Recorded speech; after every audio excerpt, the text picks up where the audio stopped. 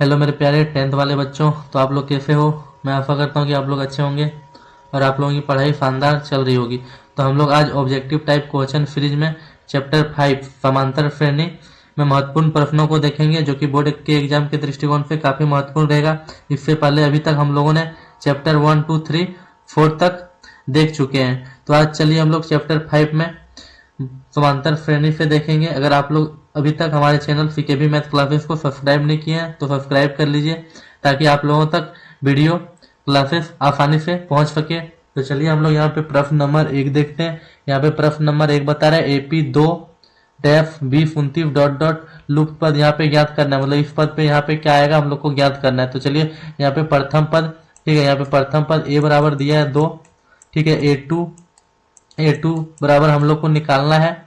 और यहाँ पे क्या A3 बराबर कितना दिया है 20 दिया है। तो हम लोग को पता है A3 बराबर क्या होता है। A3 बराबर यहाँ पे A प्लस 2D होता है। यहाँ पे A का वैल्यू कितना है 2 है, प्लस 2D, और D का यहाँ पे A प्लस 2D। A3 बराबर क्या होता है A प्लस 2D, और इसका वैल्यू कितना दिया यही है A3 को क्या लिख सकते हैं A प्लस 2D, और ए प्लस 2D का वैल्यू कितना दिया है 20। तो यहाँ पे 20 पुट कर सकते हैं, यहाँ पे 20। तो यहाँ पे 2D इज इक्वल टू कितना आ जाएगा, यहाँ पे 20 है, ये 2 जो है उधर जाके माइनस होगा, तो यहाँ पे कितना आ जाएगा 18। तो यहाँ पे D का वैल्यू कितना आ जाएगा 9। अब यहाँ पे हम लोग को A2 निकालने बोला है। A2 बराबर क्या होता है A प्लस D होता है A2 जो होता है A प्लस, हम लोग A2 को A प्लस डी लिख सकते हैं। यहाँ पे A का वैल्यू कितना है A का वैल्यू 2 है, और यहाँ हम लोग D का वैल्यू कितना निकालें 9 निकालें। तो यहाँ पे ऐड कर देंगे 9 प्लस 2 11। तो इसका प्रश्न नंबर 1 का आंसर कितना आ जाएगा 11 सी नंबर। तो चलिए हम लोग क्वेश्चन नंबर 2 देखते हैं। यहाँ पे क्वेश्चन नंबर 2 बता रहा है समांतर श्रेणी 0.6 1.7 2.8 3.9 डॉट डॉट का सार्व अंतर क्या होगा। तो सार्व अंतर क्या होता है द्वितीय पद घटा क्या प्रथम पद, मतलब A2 माइनस क्या A1। यहाँ A2 का वैल्यू कितना 1.7, तो 1.7 में से हम लोग माइनस क्या कर देंगे 0.6। तो यहाँ पे माइनस कर देंगे कितना बच जाएगा, यहाँ पे 1.7 में 0.6 माइनस कर देंगे तो यहाँ पे 1.1 आ जाएगा, जो कि ऑप्शन नंबर डी है आंसर। अब यहाँ पे प्रश्न नंबर 3 बता रहा है यदि AP का सामान्य पद 3n प्लस 5 है तो इसका सार्व अंतर क्या होगा। तो बता रहे हैं यहाँ पे Tn, ठीक है, यहाँ पे कितना 3n प्लस 5 दिया हुआ है। तो यहाँ पे अगर हम लोग n का वैल्यू जो है n का वैल्यू कुछ मान लें, यहाँ पे हम लोग पहला बार में क्या n का वैल्यू 1 मानते, तो इस n के जगह पे 1 बिठाएंगे प्लस कितना 5। तो यहाँ पे सॉल्व करेंगे कितना आ जाएगा 5 3 8।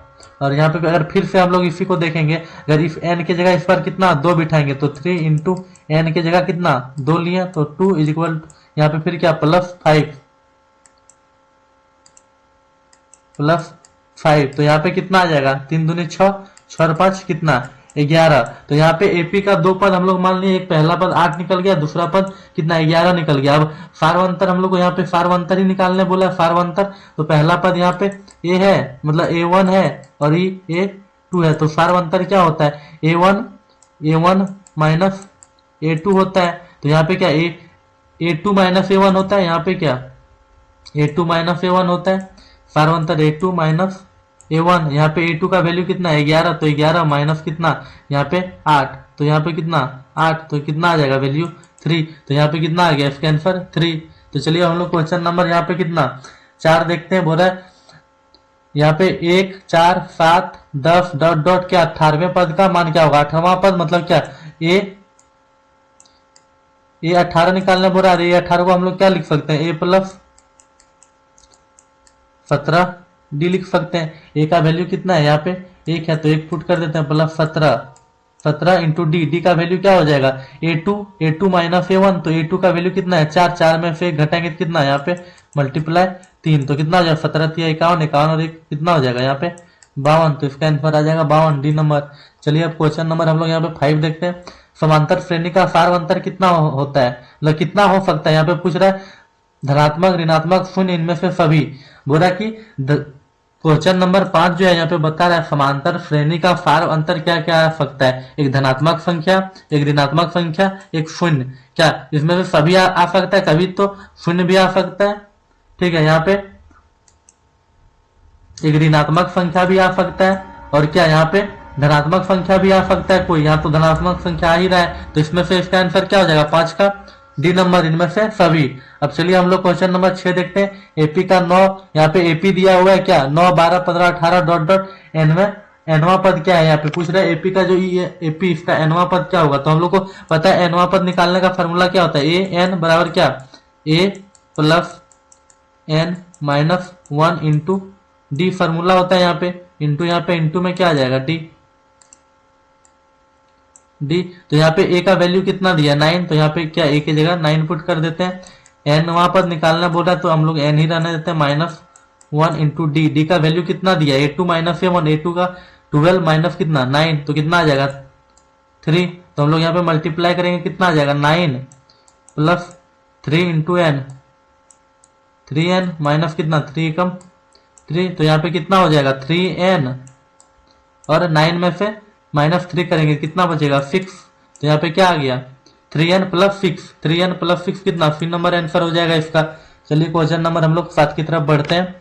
किसी एपी के क्रमागत पदों के अंतर को क्या कहते हैं, किसी भी एपी का क्या A1 A2 A3 इसी प्रकार से आता है, तो इसके क्रमागत पदों का अंतर क्या होता है A2 माइनस A1 और A2 माइनस A1, इसी तरह बोल सकते हैं A3 माइनस A2। तो इसको क्या बोलते हैं यहाँ पे फार्वांतर बोलते हैं, फार्वांतर डी।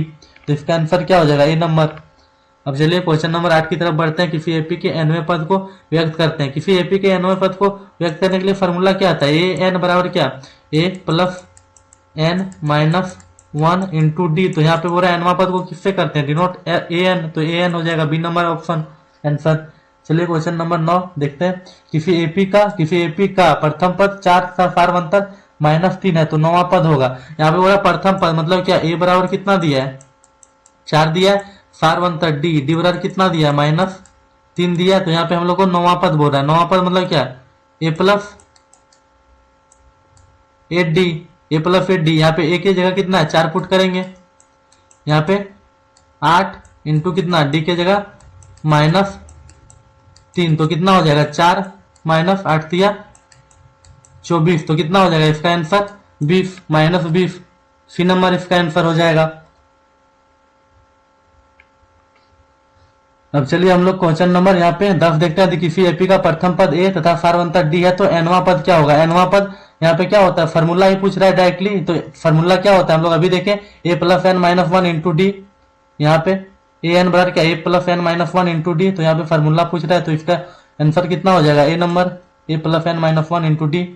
अब चलिए हम लोग यहाँ पे क्वेश्चन नंबर 11 देखते हैं। किसी एपी का फार्वांतर को डैश के पद द्वारा व्यक्त करते हैं, किसी एपी के फार्वांतर को किससे व्यक्त करते हैं डी से, तो इसका आंसर क्या हो जाएगा डी, सी नंबर।